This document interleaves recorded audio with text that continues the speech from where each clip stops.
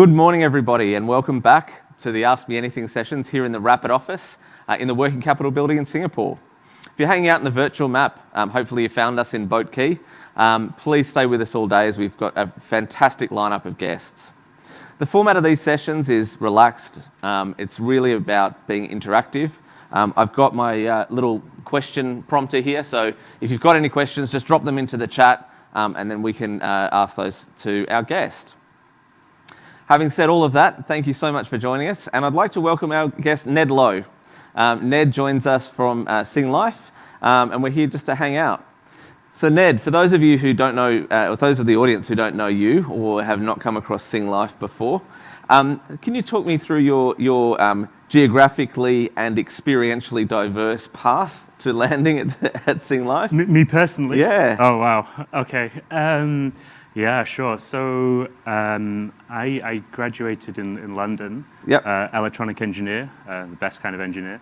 And actually, I'd always had an eye on moving to Asia. Mm-hmm. I'd visited when I was younger, had a great time in Hong Kong. And so probably on the first or second day, I said to my boss, I really want to transfer to Hong Kong. And he said, okay, well, it's your first day. Calm down. Maybe a week or two later, I was catching up with him again, and he said, so what have you learned in your first 2 weeks? I was working for an investment bank at the time in technology. He said, what have you learned in your first 2 weeks of investment banking tech? I said, I've learned that I still want to move to Hong Kong.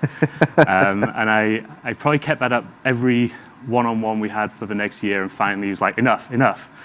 And so I moved out to Hong Kong probably about 15 years ago. More than that now, wow. Then bounced around Asia, lived in Singapore, in Japan, in India for a while, in Thailand. Had great experiences in all those different countries. Decided to work on Wall Street for a while. Went and worked in New York. That was great, but I really missed Asia. Mm-hmm. And so I moved back here about 5 years ago now. Moved from investment banking tech, which was a lot of fun, but into the startup world. Did a couple of startups, worked for AWS, helping financial services move to the cloud, and worked with startups there as well. And then obviously now at Singlife as the CTO. And what is it about Singlife that sort of makes you turn up to work every day? Honestly, okay, so at the Fintech Festival a couple of years ago, I was with AWS at the time, and I was presenting on the use of AWS technologies in insurance. Mm-hmm. And afterwards, I spoke to Walter, the founder of Singlife, and he presented a vision of how we could use technology and traditional finance to really sort of unlock the potential of money for everyone. And his vision was so clear, and his passion comes through, and anyone who's ever met Walter will know he's such a passionate guy. And honestly, I was sold on the spot. Pretty much immediately quit my job, joined Singlife. And ever since then, we've just been, as I say, looking to see all the different technologies out there, all the different things that you could be doing, what is going to give the customer the best experience, what is really innovative and changing the game, and yeah, that keeps me going. And of course, having a great team around me and great colleagues and all that kind of stuff is essential. Otherwise, it's all for nothing. I think that that clear vision, particularly in speaking to Walter, it's a really inclusive vision around how he sees financial services, and as well as having that team around you. I think that creates this space to execute in a really nice way. One of the things that I've noticed in the community in Singapore is you keep popping up, right? It's not just that you're not just the CTO for Singlife. You're deeply involved in the community as well. Right. Are you able to talk a bit about that, and like why do you do that, and what are you doing, and what is it about this community that gets you involved? Yeah. Well, I'd say a couple of things, and I'm a technologist. I'm a hardcore technologist. I geek out as much as anyone. But perhaps a little unusual for a tech guy, I also love meeting people and talking and just coming up with ideas and just seeing where it goes. And so I really get energized by going out there, talking to people and seeing what they're doing. And there's just so many cool ideas out there. And honestly, that's half the problem, is every time I have a conversation, I'm like, oh, wow, there's 100 other things we could be doing off the back of that. And so when I give people time or give people my energy, that's not a one-way trade, right? I'm getting a lot out of that as well. And so if people want to come and talk to me about their ideas, and particularly if they're non-technologists, how tech might fit into that, then I'm always ready to talk. It's just me, I guess. I mean, I think to me that's super valuable. One of the things that I relate well to in this community is there's a real desire for people to see others succeed, right? We don't really have a tall poppy syndrome in this space, right? And I think particularly in Singapore, where there is a lot of exchange of ideas, people want to connect. In that vein, what are some of the really exciting things? You don't have to mention names of projects if you don't want to, but what are some of the really exciting projects that have ignited you recently or got you excited recently? Sure, there's just so much. I think that some of the nascent technologies we've been talking about AI, ML forever. We've been talking about blockchain forever. We've been talking about NLP forever. I think that in your hype curve graph, we're getting out of the trough of disillusionment on some of those things and now getting it up into where they're beginning to have real business use cases. And I love seeing that conversion of techies sitting around geeking out into business people being like, oh wow, we can actually do something here. So I think that's one movement. The second is around savings, and I know we've had this, so much work has been done in payments, right? And that's amazing. That's a foundational piece. I think that now how we build on top of that and use that underlying payments infrastructure to build savings products, for example, the Singlife account, which we launched at the beginning of the year, had 70,000 users now, been phenomenally successful, but there's still so much more that can be done around that, and the gamification of savings. And so I've seen a whole bunch of projects, not just in Singapore, but around the region, I think that getting people to change their behaviors will change lives. Like, literally, it's one thing when I save an extra $10 a week, right? Fine. But if it's someone who perhaps has less money and is used to spending all of it, getting them into a savings mentality and then rewarding them for that saving, I think could be literally, life-changing, literally. The third piece that really excites me is industry-wide or even government-wide initiatives around things like open banking, open data, open living, open everything, really. Yep. And how we can, if everybody is speaking a different language, it's very difficult to get that holistic view. And as we start putting in layers that allow us to abstract that away, and we start saying, well, this is your entire financial life, what do you want to do with it, right? Then again, game changing. And that needs industry bodies or regulatory bodies to support it, because otherwise my standard's better than yours, and we just argue about standards all day long. Yep. I mean, I like a good standards argument as much as the next person. Well, it's like the XKCD comic where it's like there's 11 different standards and someone comes along and says, oh, there's 11 standards. If we just took the best of each of them, we'd have the best standard ever. But now 12 different standards. Yeah, exactly. or I love standards, everyone should have one. Right? But I think that, I think you're onto something really important there. As we build financial infrastructure, and you talked about blockchain, you talked about AI, these things need foundational standardization at a protocol level or at a data structure level in order to really hit their straps as technologies that are really useful. Yep. You're doing work in user experience, you're doing work in infrastructure. What is it, do we think we're seeing a hiding of the pipes? And what I mean by that is, traditionally in financial services, you've kind of had to really understand the mechanics of the financial service itself in order to consume the product. So us as bank, it's like the office here. You can see all the pipes, right? So the bank says well, this is a savings account, and you have to understand an interest rate, and you have to understand account numbers, and you have to understand how payments work, and then you can use the product. Whereas do you think there's a shift away from that? Are we doing something different, or are we still more of the same? Okay, I'm going to answer two different things here, which sure.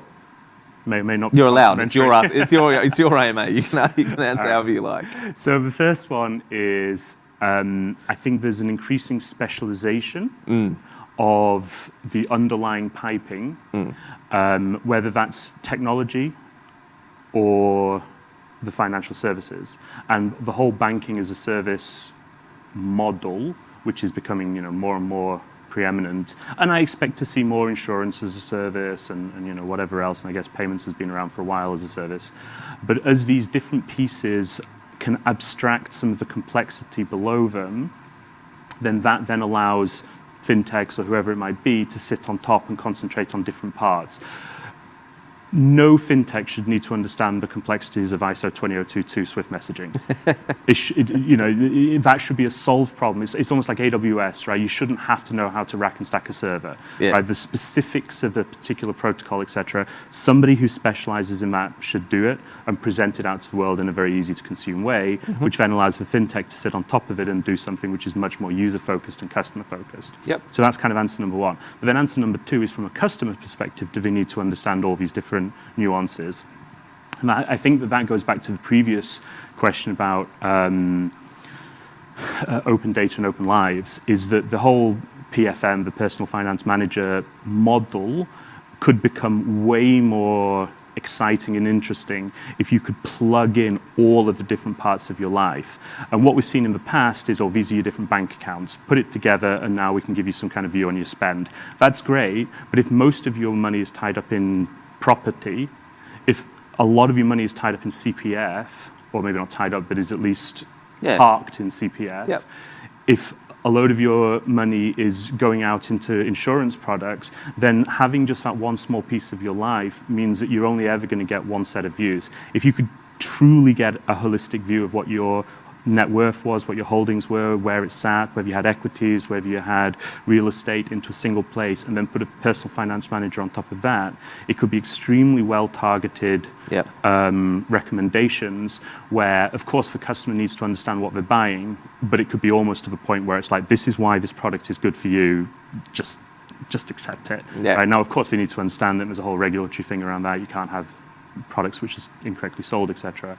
But that's really where I see it going, is collect as much data about the customer as possible, which isn't necessarily even holdings. It might be about their age, their lifestyle, all sorts of stuff. And then use an AI ML engine on top of that to give sort of segment of one recommendations around products. I mean, I think that's a really interesting point where you are having this. So it's not It's not like it's taking away the complexity necessarily. It's just moving the complexity to the important stuff, which is understanding the product, understanding my financial life, what that means, and then creating an environment where I can be better informed and have strong decision support. Right. On one of the panels this morning, when the team was talking about the future of fintech, it was a set of investors talking about this. One of the comments made was, are we going to see more challenger or neobanks as the next generation comes through? The comment was made that that there was perhaps an assumption in that question that people still saw going to a place, a destination, an app or a building for financial services was going to be sustained as a practice. Whereas the question was asked, well, are people, is that going to really be true? Or are we going to see financial services much more embedded into the way that we do things, rather than actually, getting up in the morning and opening, my banking app or my insurance app or whatever I might want to do? How do you think about that in terms of where we're on the trajectory to? Okay, I have low confidence in my own answer here. Okay. I think that might be an S-curve answer. Yep. Where, we overestimate what we do in the short term and underestimate what we do in the long term.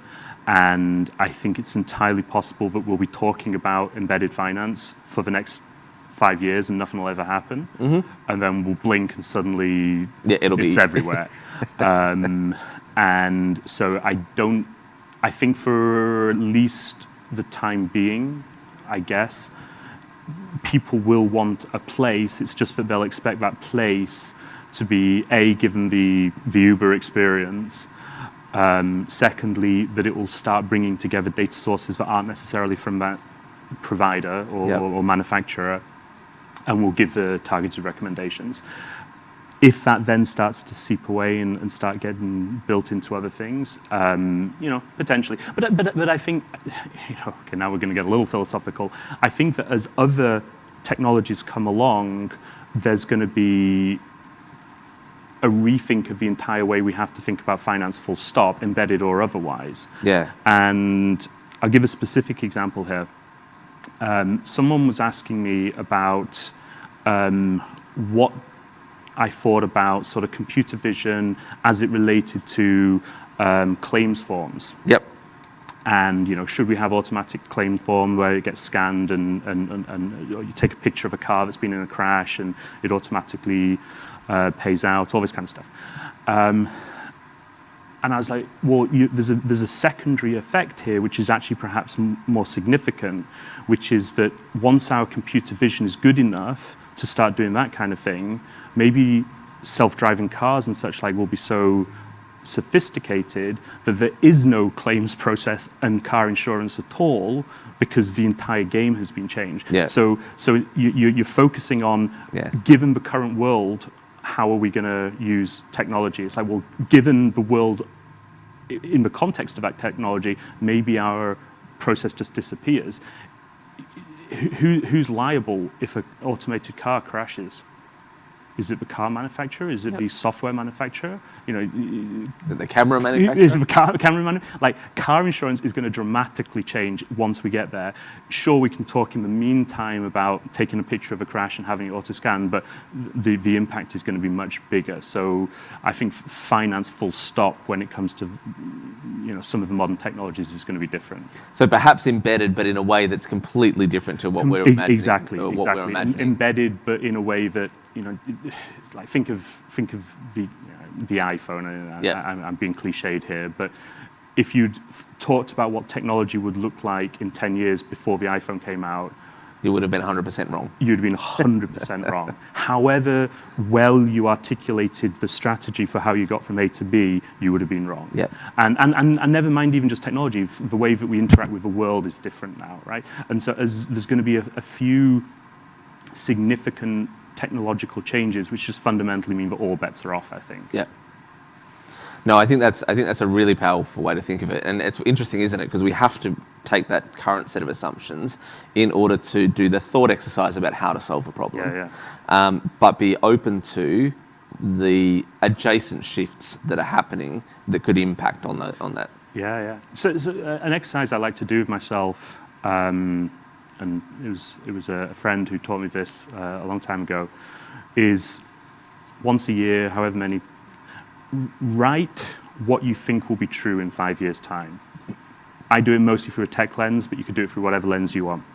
And then once you've sort of taken that as your new set of base assumptions, true or not, but that's your new, then you start thinking, okay, what are the secondary impacts of that? And that's where things like that car insurance thing comes from, is, okay, if we take it as just given that self-driving cars or whatever technology you want to choose is true at this point, what are the next ripple effects? And then you can use those ripple effects to start saying, well, okay, what decisions would I make now to go to where those ripple effects occur? Because most people have got an eye on that 5-year view, but they haven't necessarily got an eye on, parking. Yep. I would be shorting parking stocks for big parking companies in the US because self-driving cars are going to make parking irrelevant, right? Why would you need big parking lots? So short stock. Yep. Yeah? Find a parking lot ETF, short it. Not financial advice, though. Not a financial advisor. No, I think that's so cool. I like that two-step process as well. So I often talk about that when people are asking for career advice. I'm sort of like, well, think about not where you want to be in your next role, but what you want to be doing in the role after that. Right. What's the sort of experiences that you want to be having? What are the how do you want to show up to work every day in that context? And then if you do that, then that makes the next step much clearer, because you now know, okay, well, if I like those things and I want that, I need to do something that's going to teach me these skills. Yep. So let's bring that back to people now, right? So on your journey, we have this kind of stereotypical view often of engineers, right? Right. You started in an investment bank doing tech, and the engineers often are kept in a very dark room at the very back of the building, a long way away from where other humans are interacting. But I think that's changed quite a lot since when you started, which is probably not too different to when I started. And what are you seeing, and how do you love talking to people? How do you see your engineer world, and what do you think about that? So one of the biggest sort of shifts in my lifetime, I started programming when I was very young. I was into tech from a very young age. And there was no more sure way of emptying a room than me start talking about tech. No sure way, right? It was just, because everyone I knew wanted to be lawyers and bankers and whatever else. And it was almost a dirty word, and it was almost like, and this was maybe not true in all markets, but certainly in the UK, where you're like, one day you're like, oh, damn, am I an engineer? Right? I thought I was going to be cool, right? and this was just my perception, and particularly in London. Maybe go to a party or whatever, people would ask me what I was doing. I'd say I work in an investment bank, and they'd make some joke about, in tech, in an investment bank, and they'd make some joke about fixing the printer or BlackBerry doesn't work, and everyone, oh, ha, ha, ha, very funny. That could not be more true now, more different now. Is that now you say you work in tech, you work in fintech, everyone is like, oh, I've been a trader for 15 years and I'm trying to get into fintech. Can you give me some tips? Can you give me some help? And the entire world has shifted over. The tech is now cool, right? Who'd have thunk it? Yeah.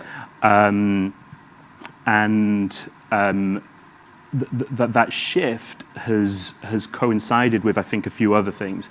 Is front-end frameworks and customer experience and design thinking has become a perfectly viable, cool industry.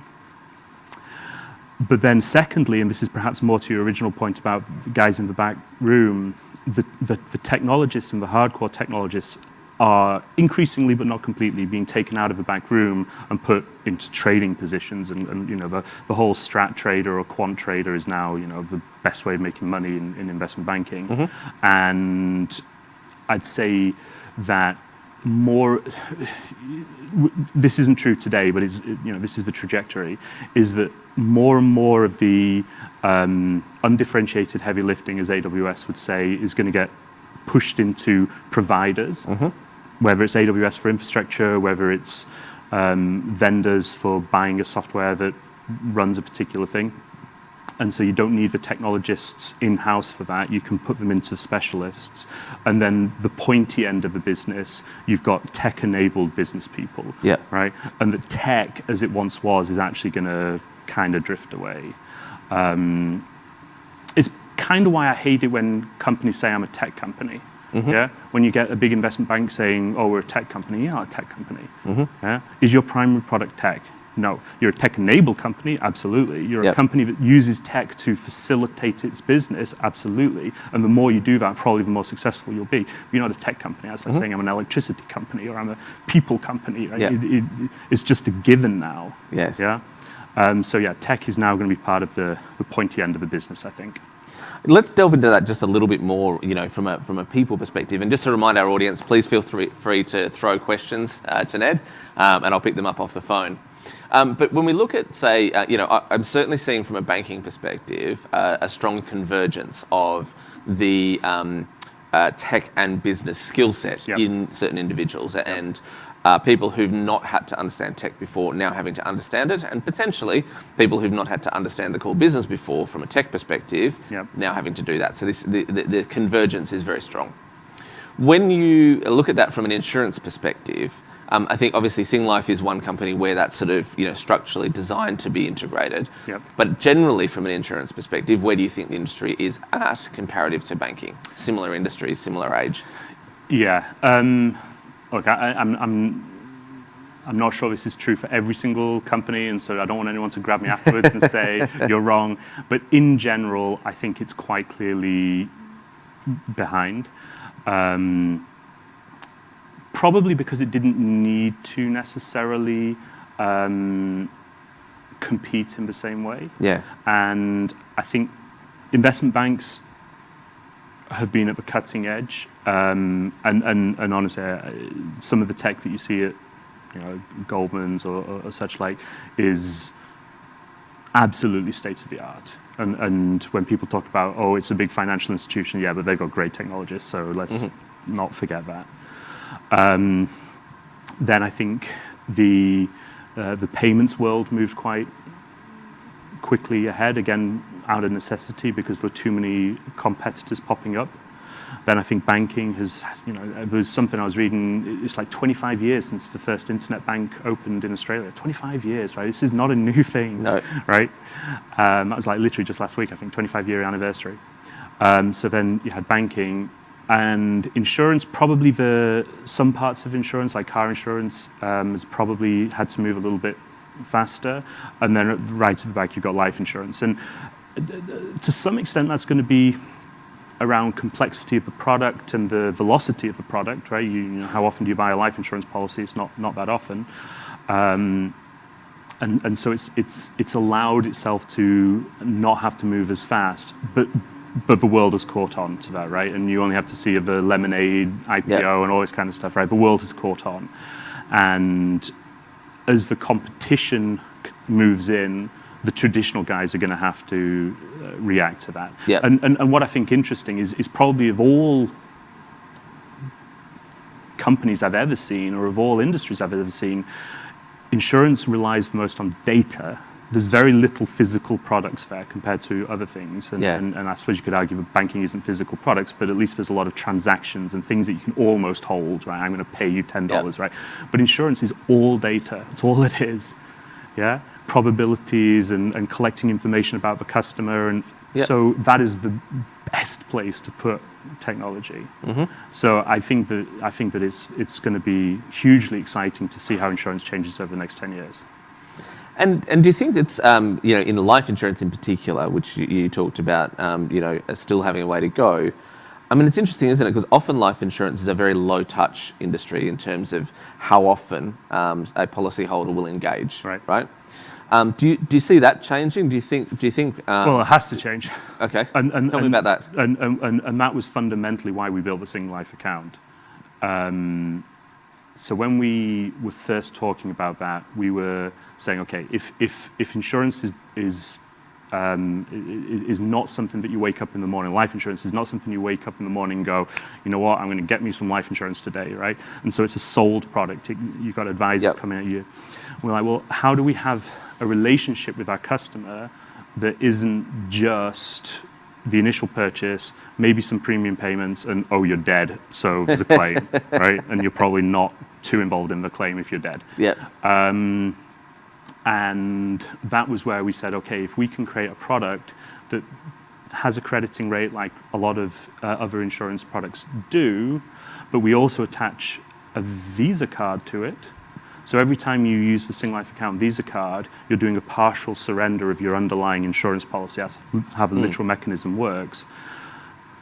And if we can credit that interest into the customer's policy on a daily basis, so if you use the app, you can literally see it sort of ticking up every single day, so there's a lot of engagement there, then that changes completely the way you interact with your insurer. And we have 40-50% of our customers using the app at least once a month. Which is, like, just to stop on that, a massive increase in interaction between the policyholder and the insurer. Which might have been once a year, but if it was set up as a recurring gyro, could have been never, right? Once it was set Exactly. up, right? And our daily active users is actually pretty high as well. And we're just at the beginning of that journey. There's so many other products that we want to bring into that. And that was just a sort of the anchor point, the foundational piece. And so once you've got that customer engagement and you deepen your relationship and you're offering them products that they want and advice that they want through an advisor when we plug that all in together, then the way that they think about you is different. Because at the moment, people get, and it's a horrible thing to say, but a lot of insurers think that people think about their insurer. And when I first moved into insurance, someone asked me who my insurer was, and I was like, I can't remember. It started with an A, AIA, AIG. It was an A, right? And that, I think, is a relatively normal thing, that people don't necessarily know or have that trust or that depth of relationship with their insurer. When you start interacting with them all the time, you change the relationship, and you also start getting a lot more information about their patterns of behavior, and then you can offer them more relevant products. And probably a more equitable relationship. It's kind of a weird relationship where you think that the person thinks about you more than they actually do, right? Like, it's like teenager again. Exactly. If you're actually to try to put that in a person-to-person relationship context, that'd be a very odd relationship. So I think what you're saying there is this sort of, this people connectivity. Right, exactly. Like a more equitable, meaningful, interested relationship around, the protections and the benefits that life insurance brings. Yeah, exactly that. When you want to build a relationship like that, and you're thinking about building a tech team, because it's interesting, isn't it? When we go, we want to build a relationship with our customer, well, let's hire a salesperson. But when you're talking about a product where you're interacting through an app, deeply having the customer at the center of the engineering is important. How do you think through that when you're building a team? What sort of talent do you look for, and how do you attract talent? So I'll just park the attract talent bit for a second, because that's a slightly different question, but remind me if I forget to come back to it. I believe that most engineers or most good engineers are logical almost to a fault. Mm-hmm. And while they might not necessarily come with this is what a customer wants, if you show them that is what a customer wants, they will understand it and very quickly back it into what they're doing. Mm-hmm. So what I think we did really well at Singlife, what we continue to do well at Singlife, is that we have a few very customer-focused product people who are techie in thinking, but not necessarily sitting there banging out code. But they're people who understand the benefits of technology. They love using tools and collaboration tools. They're techie people, but they are absolutely focused on the customer. Mm-hmm. They then only have to say, these are the 10 things that the customer wants. These are some wireframes. These are some thoughts. This is some feedback or voice of the customer. And suddenly the engineers, if put into the right place, the logical problem-solving mind kicks in, goes, okay, if that's the outcome, how do I get there? And suddenly you've got a whole team which is customer-focused because they've been shown what the outcome looks like. They've shown what the goal looks like. I think one of the biggest problems, at least that I saw when I was working in traditional banking, was you didn't have that anchor point. You just got 10 engineers and said, build a system. And so if I'm an engineer, I build it according to my brain, which is normally extremely sort of like, You can look at any interface and you can immediately tell if it was designed by an engineer, because it's incredibly functional. Everything is laid out in beautiful tabular formats, and it's impossible to use unless you've used it before, right? But that's just the brain representation of an interface. So you work backwards, given what an interface should look like, or not even just what it looks like, but how you interact and deal with it, and the problem-solving changes. To let them internalize that. Let them internalize that, and then the engineer problem-solving machine turns on, and I think you're good. How do you attract talent? Now, I think that's the magic secret sauce, magic button, whatever you want to call. Good engineers want to work with good engineers. Mm-hmm. Mediocre engineers hate working with good engineers because it makes them feel stupid. Yeah. I'd just like to pause on that, because I think there's quite a lot of power in that statement. and it's probably true in any other industry as well, but in engineering, it's so easy to see. I had a boss once who was probably the best engineer in well, he was, and sometimes I'd write some code or do some work, and within 2 seconds he'd rewritten it and checked it in. And it initially drove me crazy. He's probably watching this now. And then one day I sort of stopped and I was like, you know what, there's so much to learn from this. And before I would check in code, I would stop and think, okay, what would he do? Where's the mistakes I've made here? What could I have done more efficiently? What is the sloppy bit of code here? Yep. And I just took it as a challenge to try and improve myself. But it was just so obvious, it was so easy to tell that his code was excellent, and it made me work harder. So I think if you want to attract great talent, you can't have vast teams of outsourced. Nothing against outsourced people. I believe in the outsourcing model when it's used in the right way for the right type of company and with the right type of people. But it's often used too sloppily, and just have, let's have quantity over quality, and your good engineers will leave because they're not being pushed. They're not seeing someone else and going, oh wow, that's amazing.